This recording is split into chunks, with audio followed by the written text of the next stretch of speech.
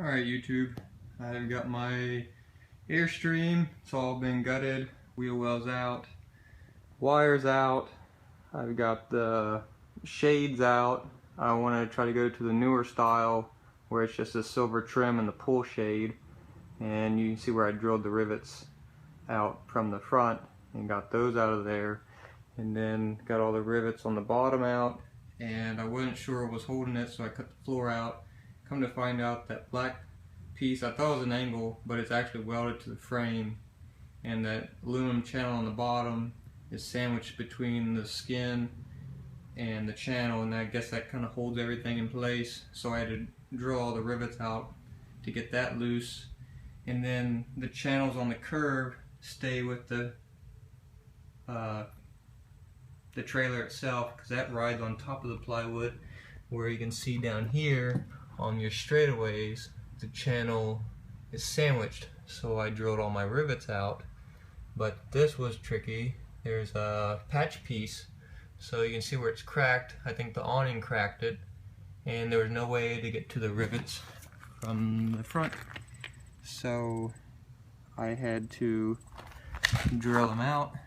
Or I didn't drill them out, I ground them out and just punched them through, and we'll have to figure that out later because they're still back there, so the new piece doesn't have rivets through it.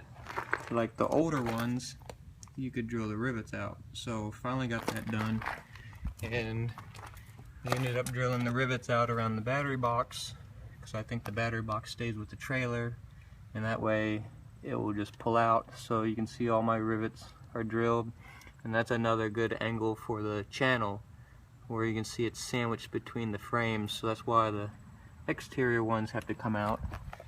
And the same goes for the back. There is a piece of angle that goes on the back too, that sandwiches between the skin and the channel like the front, just not as tall. So got all the rivets drilled out there, or on the corners they can stay, because like I said earlier, the channel rides on top, so that can all come out together. And I don't know if you can see it, but there's that steel channel, so that's why those back rivets had to come out.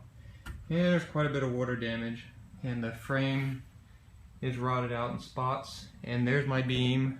I'm gonna put the beam, connect to the crane on my service truck, and hopefully just pull it up from the center. So we'll see how that goes. And you can definitely see all the rot and rust from the other videos on YouTube. It seems like that's pretty common, so just a matter of getting it sandblasted, weld a new angles in there,